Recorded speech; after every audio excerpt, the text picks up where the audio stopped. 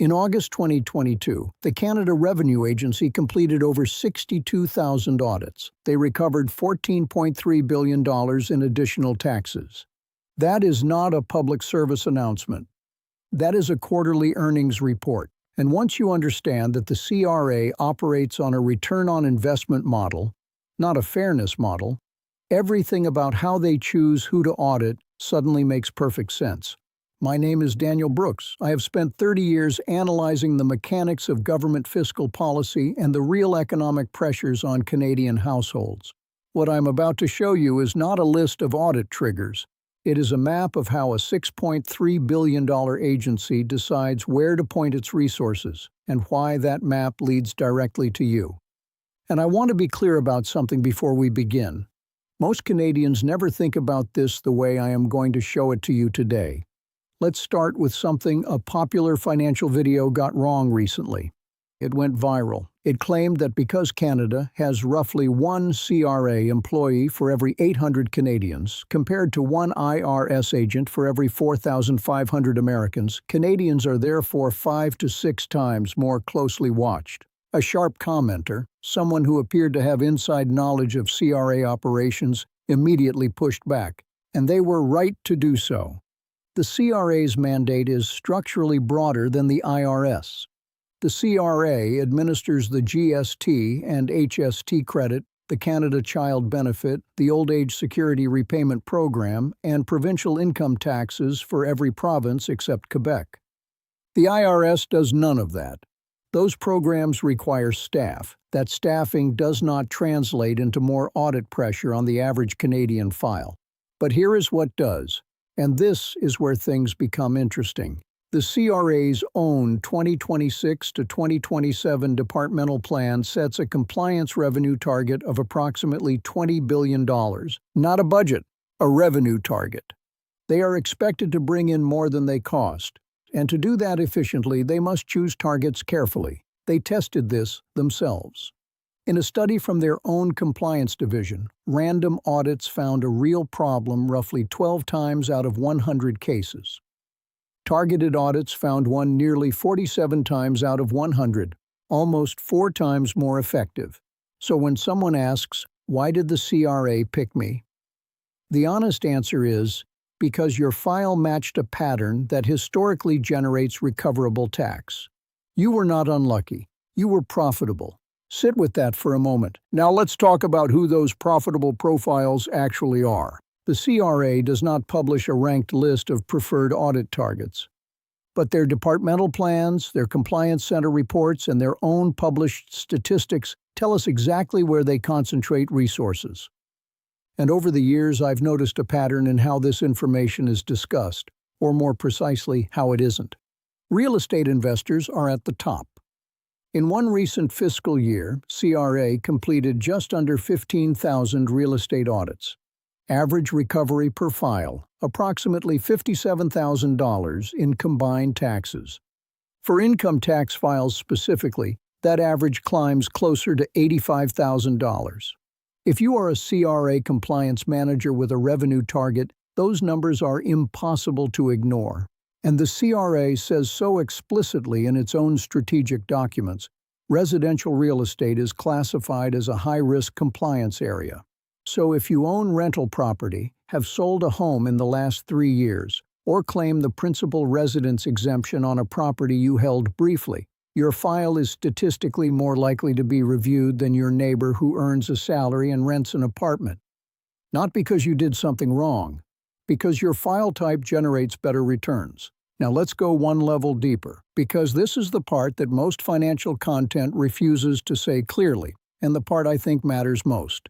The CRA concentrates its audit resources on the middle-class investor demographic. Not by accident, by design. Here is why.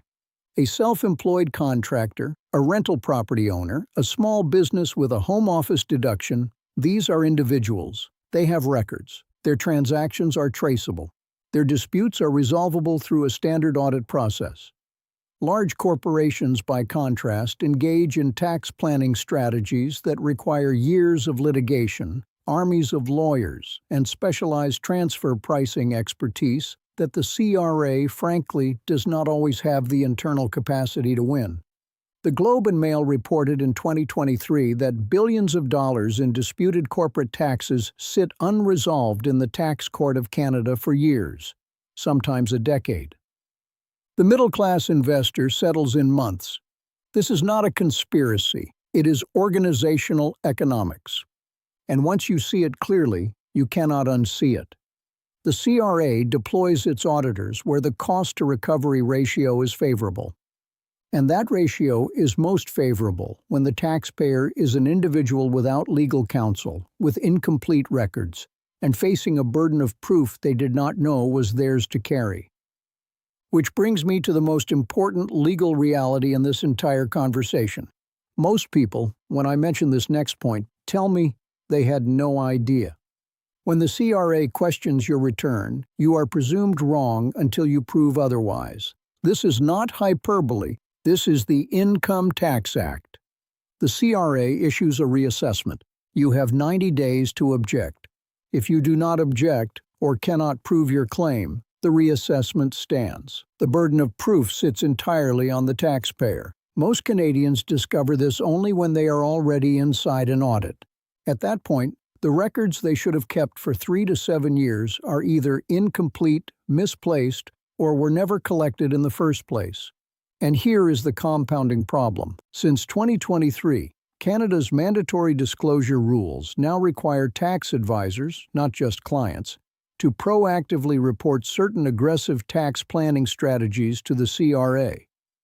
Failure to report carries a penalty equal to the entire advisory fee plus up to $100,000.